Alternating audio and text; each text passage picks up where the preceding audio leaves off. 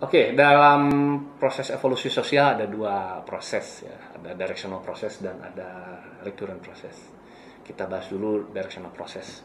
Jadi yang disebut directional process sesuai namanya directional ya, ada mengarah, proses yang mengarah. Apa maksudnya? Di sini jadi ada dalam proses evolusi budaya ada perubahan tentunya, dan perubahan itu dipandang arahnya mau kemana, dan kita baru bisa lihat arahnya mau kemana itu apabila kita membuat jarak.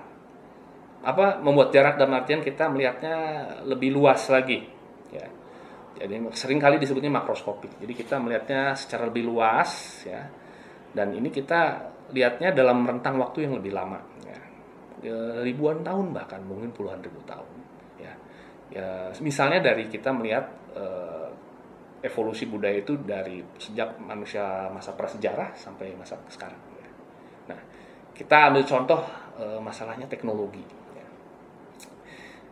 Teknologi itu kalau kita lihat awal-awalnya ya, kita jangan berpikir teknologi seperti sekarang yang kita touch screen ya, atau internet dan sebagainya, tapi teknologi itu sebenarnya kan berkaitan dengan peralatan dan sistem ya, yang bisa membantu manusia.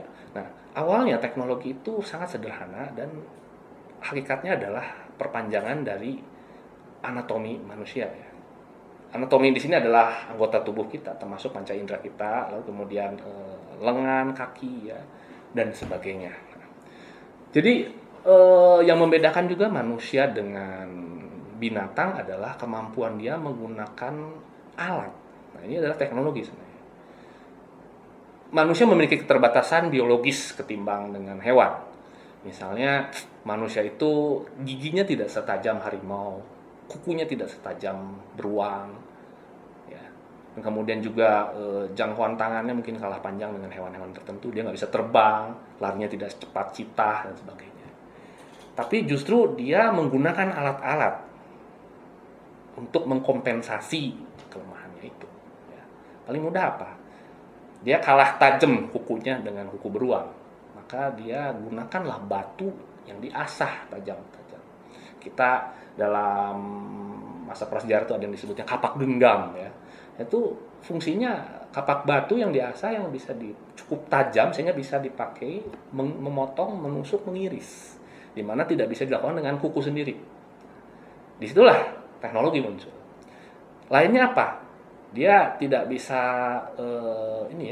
menjangkau yang lebih panjang, kalah panjang lehernya dengan jerapah ya misalnya, maka dia menggunakan tongkat atau tombak ya, untuk membantu meraih sesuatu yang di luar jangkauan tangannya. Nah, jadi kalau kita lihat teknologi-teknologi itu awalnya didasari kompensasi kelemahan anatomis manusia ya.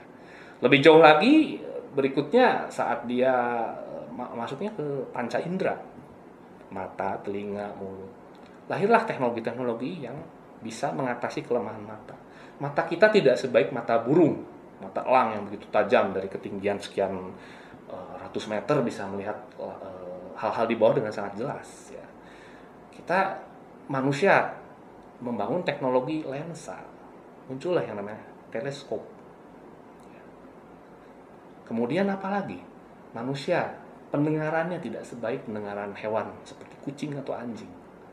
Ya, dia bisa mendengarkan suara-suara infrasonik ya, bunyi-bunyi yang tidak terdengar oleh kemampuan telinga kita.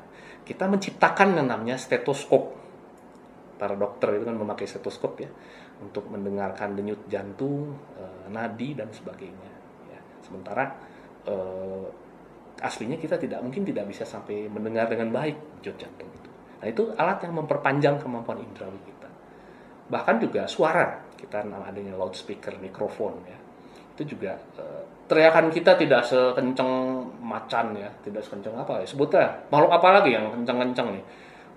Burung apa gitu ya yang sampai bikin telinga kita ini ya mengerikan kan kalau kita itu. Oh ya, bunyi gajah ya.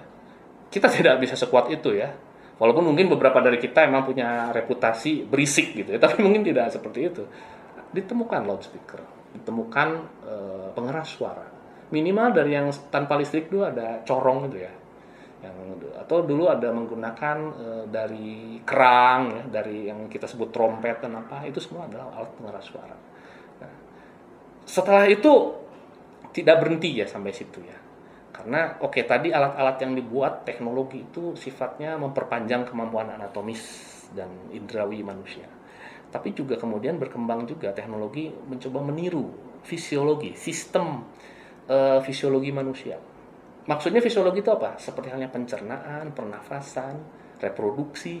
Nah, itu sistem fisiologi manusia. Loh, emang ada teknologi yang meniru itu? Ada. Yang kita sebut dengan mesin. Kinerja mesin itu mengikuti fisiologi manusia. Dia ada intake dan ada outtake, ada input, ada output. Ya. Contohnya apa? Paling gampang apa? Mobil, kendaraan bermotor. Seperti halnya manusia, dia makan. Nah, untuk manusia dia makannya nasi ya, singkong, makan apa, bakmi, bakwan ya. Lama-lama saya lapar ya, mungkin mendengarnya. Dan buat apa sih kita makan itu? Karena makan itu sebenarnya kita untuk bukan masalah enak tidaknya, tapi untuk membangun energi. Dan energi itu kita bisa menggerakkan tubuh untuk bekerja, berkegiatan. Tapi juga ada buangan. Ada yang namanya ampas, kalau kita ada yang namanya BAB itu ya, maka sama, mesin juga mengeluarkan emisi, mungkin ada karbon monoksida seperti itu.